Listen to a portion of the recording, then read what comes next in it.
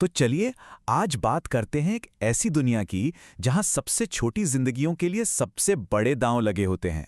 जरा सोच कर देखिए, एक ऐसी जगह जहां हर एक सेकंड कीमती है और हर फैसला सचमुच जिंदगी और मौत का सवाल बन जाता है।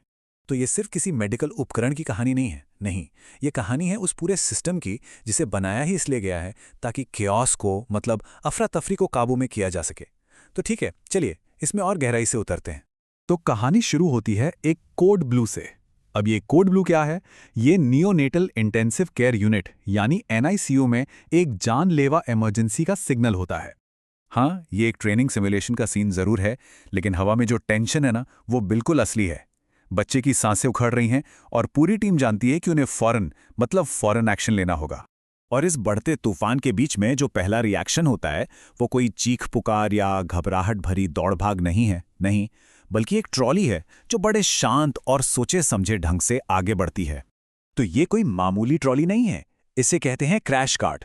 समझिए कि ये एक मोबाइल कमांड सेंटर है जिसे खास तौर पर हर इमरजेंसी के लिए डिजाइन किया गया है। इसकी हर दराज, हर शीशी, हर उपकरण, सब कुछ पहले से ही सोच समझ कर रखा गया है। क्यों? ताकि ऐन मौके पर सोचना ना पड़े, सिर्फ एक्शन हो। और इस कार्ट की जो सबसे कमाल की चीज़ है ना, वो है इसका एकदम सीधा सादा लॉजिक। सब कुछ फंक्शन के हिसाब से बटा हुआ है। दराज नंबर 1 एयरवे यानी सांस के लिए, दराज 2 दवाइयों के लिए, 3 है आईवी एक्सेस के लिए और चौथी फ्लूइड्स के लिए। मतलब यही वो सिस्टम है जो केओस में ऑर्डर लाता है। तो चलिए अब जरा दराज नंबर 2 के अंदर झांकते हैं। इसे एक तरह से फार्मासिस्ट का शस्त्रागार भी कह सकते हैं, जहां सबसे शक्तिशाली हथियार रखे हैं, इमरजेंसी दवाइयां। तो मान लीजिए कि एक नन्हे से दिमाग में एक इलेक्ट्रिकल तूफान, एक स्टॉर्म उठ गया है। ऐसे में ये दवा फिनोबार्बिटल पहली डिफेंस लाइन की तरह काम करती है। इसका बस एक ही काम है, उस तूफान को शांत करना। लेकिन यहीं पर एक बड़ी हैरान करने वाली बात सामने आती है। सोचिए, एक तरफ वक्त के खिलाफ दौड़ लगी है और दूसरी तरफ ये जान बचाने वाली दवा बहुत धीरे धीरे, मतलब 20 से 30 मिनट लगाकर दी जाती है। ये एक जबरदस्त सबक है ना, कि इमरजेंसी में भी स्पीड से ज्यादा जरूरी है सटीकता और धैर्य। और निगरानी, वो तो कभी रुकती ही नहीं। नर्सों के लिए ये एक सीधी सीधी हिदायत है। क्यों? क्योंकि इस पावरफुल दवा का एक साइड इफेक्ट ये हो सकता है कि वो प्री टर्म बच्चों की सांस रोक दे। मतलब एक प्रॉब्लम सॉल्व करते करते दूसरी पर भी लगातार नजर रखनी पड़ती है। अच्छा, और अगर दिल की धड़कन 60 से भी नीचे चली जाए तब क्या? तब काम आती है एड्रेनालिन। ये बिल्कुल वैसा ही है जैसा सुनने में लगता है। समझिए एक रुके हुए दिल के लिए एक केमिकल जंप स्टार्ट। और यहीं पर जो दांव हैं वो इतने ऊंचे हो जाते हैं कि यकीन करना मुश्किल है। हम बात कर रहे हैं 0.25 मिलीलीटर जितनी छोटी डोज की। सोचिए जरा। और अगर गलती से 10 गुना ज्यादा कॉन्सेंट्रेशन वाली शीशी उठा ली तो वो सिर्फ एक चूक नहीं होगी, वो एक तबाही होगी। मतलब यहां पर गलती की गुंजाइश जीरो है, बिल्कुल जीरो। तो ठीक है, हमारे पास उपकरण हैं, दवाइयां भी हैं, लेकिन उस प्रोसेस का क्या जिसमें सच में हर एक सेकंड की गिनती होती है? देखिए, एक इतने छोटे मरीज को इंट्यूबेट करना ये कोई आसान काम नहीं है, बहुत मुश्किल है।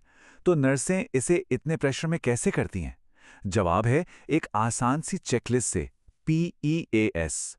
PEAS ये सिर्फ एक लिस्ट नहीं है, समझिए कि ये एक स्क्रिप्ट है जो एक बहुत ही रिस्की काम को एक कंट्रोल्ड और दोहराई जा सकने वाली प्रक्रिया में बदल देती है। लेकिन सवाल ये है कि ये सब काम, ये सारा कंट्रोल आता कहां से है? इसका जो राज है ना, वो इमरजेंसी के दौरान नहीं मिलता। नहीं, ये उस वक्त गढ़ा जाता है जब कोई इमरजेंसी होती ही नहीं है।